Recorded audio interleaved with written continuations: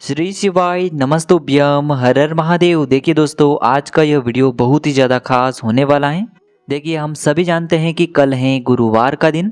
पूज्य गुरुजी ने बताया है कि जब भी गुरुवार का दिन पड़े तो आपको 7 चने की दाल शिवलिंग पर अर्पित कर देनी है। इससे आपके जीवन में यदि धन वैभव की समस्या चल रही है, यदि आप अपने जीवन में रुपए और पैसों को लेकर बहुत ही अधिक परेशान रहते हैं, जीवन में लगातार आर्थिक तंगी बनी हुई है, आप अपने कार्यों में प्रयास और मेहनत बहुत अधिक करते हैं लेकिन आपको धन की प्राप्ति नहीं हो पा रही है, आप मेहनत करने के बावजूद भी अपने कार्य में सफल नहीं हो पा रहे हैं, आप अपने व्यापार में असफल हो जाते हैं, नौकरी के प्रयास में बार बार असफल हो जाते हैं, किसी भी कार्य में यदि आप असफल हो रहे हो या फिर आपको धन की हानि हो रही हो, तो गुरुजी ने बताया है कि आपको मात्र एक छोटा सा उपाय इस दिन जरूर करना चाहिए।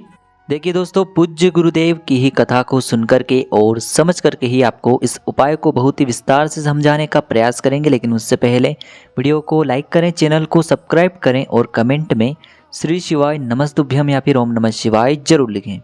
देखिए दोस्तों, आज का यह पूरा ही वीडियो बहुत ही ज़्यादा खास होने वाला है, क्योंकि आज के इस वीडियो में हम आपको गुरुवार के दिन किए जाने वाले बहुत ही खास उपाय बताने वाले हैं। देखिए, यह उपाय आपकी धन की समस्या को दूर करेंगे, आपकी किसी भी प्रकार की मनोकामना को परिपूर्ण करेंगे, साथ ही साथ जीवन की संकट और समस्याओं को भी समाप्त करेंगे। तो चलिए दोस्तों, जानते हैं गुरुजी द्वारा बताए गए सबसे पहले और सबसे खास उपाय के बारे में।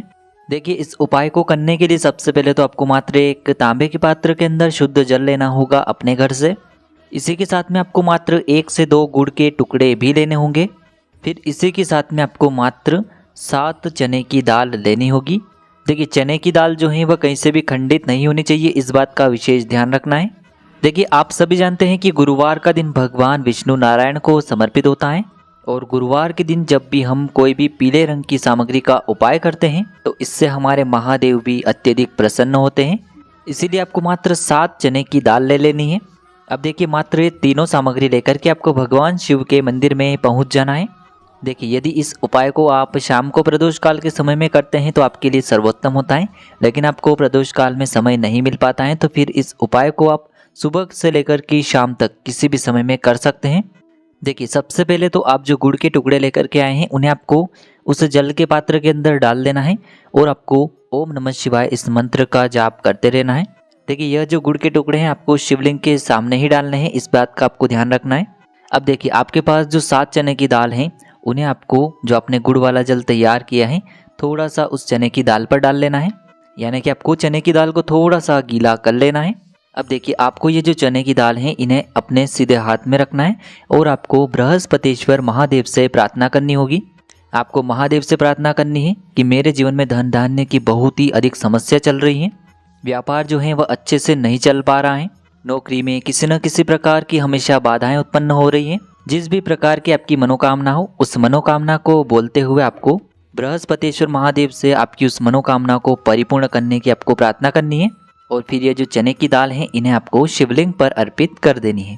अब देखिए, आपके पास जो 1 लोटा शुद्ध जल है जिसमें आपने गुड़ का टुकड़ा मिलाया था और आपने गुड़ वाला जल तैयार किया था, उसमें से थोड़ा सा जल सबसे पहले तो आपको श्री गणेश जी वाले स्थान पर अर्पित करना होगा। फिर थोड़ा सा जल आपको श्री कार्तिकेय जी वाले स्थान पर अर्पित करना होगा। फिर थोड़ा सा जल आपको माता शोक सुंदरी वाले स्थान पर अर्पित करना होगा। फिर थोड़ा सा जल आपको माता पार्वती के हस्तकमल यानी कि कटी वाले भाग पर अर्पित करना होगा। अब देखिए दोस्तों, अंत में उस पात्र के अंदर जितना भी गुड़ वाला जल बचेगा उससे पूरा आपको भगवान शिव की शिवलिंग पर अर्पित करते जाना है, श्री शिवाय नमस्तुभ्यम और बृहस्पतिश्वर महादेव का मन में स्मरण करते हुए। पूज्य गुरुजी ने बताया है कि जल आपको बिल्कुल धीरे धीरे अर्पित करना है और जल अर्पित करते हुए आपको एक बात का ध्यान रखना है कि जल के छींटे आपके पैरों में नहीं आना चाहिए, इस बात का भी आपको विशेष ध्यान रखना है। फिर इसके बाद आपको शिवलिंग के सामने बैठकर बृहस्पतिश्वर महादेव से प्रार्थना कर लेनी है।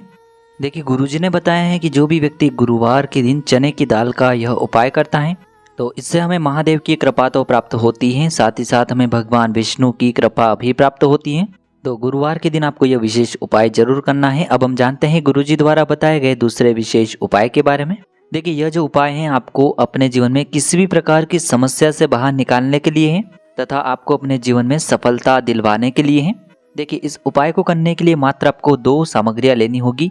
पहला, आपको मात्र 1 लोटा शुद्ध जल लेना होगा और इसी के साथ में आपको मात्र थोड़ा सा पीला चंदन लेना होगा।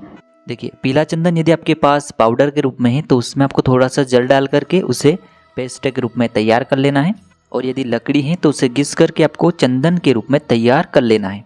अब देखिए मात्र ये दोनों ही सामग्री लेकर के आपको भगवान शिव के मंदिर में पहुंच जाना है। यह उपाय भी आप सुबह से लेकर के शाम तक किसी भी समय में कर सकते हैं। देखिए दोस्तों, मंदिर पहुंचने के बाद आप जो चंदन लेकर के गए हैं उससे आपको अपने सीधे हाथ की चीटी उंगली के पास वाली उंगली अनामिका उंगली में लगाना है, और चंदन की सबसे पहली जो बिंदी है आपको शिवलिंग पर जहाँ गणेश जी का स्थान होता है वहाँ पर आपको पहली बिंदी लगानी है। फिर दोबारा आपको उसी उंगली में थोड़ा सा चंदन लगाना है और दूसरी बिंदी आपको श्री कार्तिकेय जी वाले स्थान पर लगानी है।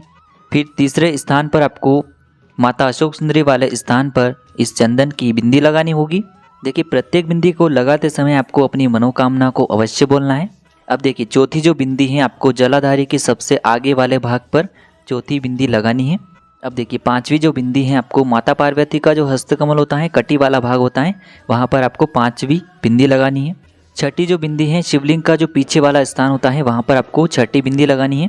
देखिए सामने आपको सभी स्थान दिखाए जा रहे हैं, इसी प्रकार से आपको ये बिंदियाँ लगानी है, और आपको अपनी उंगली को प्रत्येक बार चंदन के अंदर डुबोकर ही यह बिंदियाँ लगानी है। और प्रत्येक बिंदी को लगाते समय आपको अपनी मनोकामना को महादेव से अवश्य बोलना है। इसके बाद सबसे आखिरी जो बिंदी है उसे आपको शिवलिंग पर लगानी होगी, और आपको ओम नमः शिवाय इस मंत्र का जाप कर लेना है। सातों स्थान पर बिंदियाँ लगाते समय आपको आपकी विशेष मनोकामना जो भी है उससे अवश्य बोलना है, और आपको श्री शिवाय नमस्तुभ्यम इस मंत्र का जाप करते रहना है।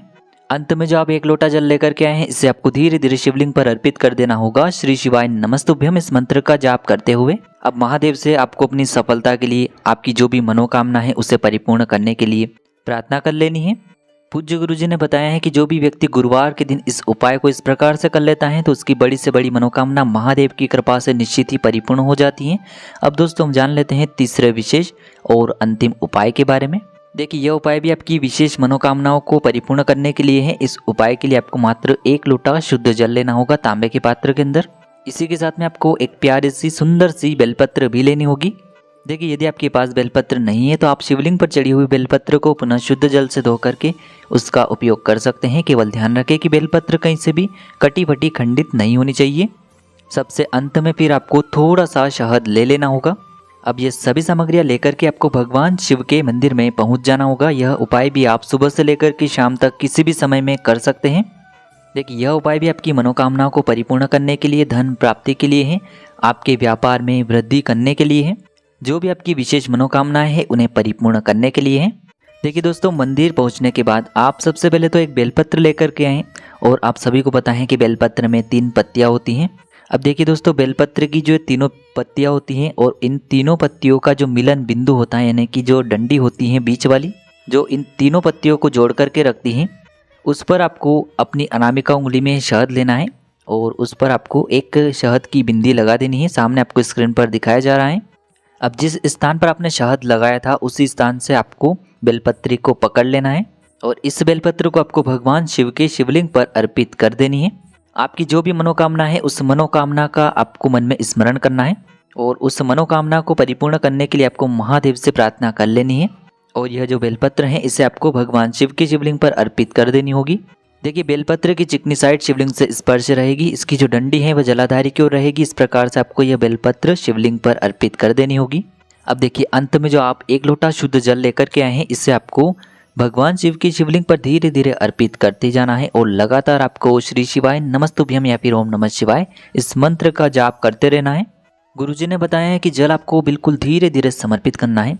जल इतने धीरे आपको समर्पित करना है कि कम से कम आप 11 बार ओम नमः शिवाय इस मंत्र का जाप अवश्य कर सकें। अब जैसे ही यह जल शिवलिंग से होकर के जलाधारी की ओर बह करके आएगा तो इसे आपको अपने सीधे हाथ में ले लेना है, और इस जल का छिड़काव आपको अपने पूरे शरीर पर कर लेना है। पूज्य गुरुजी ने बताया है कि यह उपाय आपके सोए हुए भाग्य को जगाता है और आपकी जो रूठी हुई किस्मत है उसे बदलने का कार्य करता है। इसीलिए आपको इस गुरुवार के दिन इस उपाय को भी अवश्य ही करना चाहिए। तो दोस्तों, इस प्रकार से आज की इस वीडियो में हमने आपको गुरुवार के दिन किए जाने वाले कुछ चमत्कारिक उपाय बताने का प्रयास किया है। यदि उपाय से जुड़े आपको किसी भी प्रकार के सवाल रहते हैं तो आप हमें कमेंट में पूछ सकते हैं। उपाय को करते समय किसी भी प्रकार की गलतियां न करें। श्री शिवाय नमस्तुभ्यम। हर हर महादेव।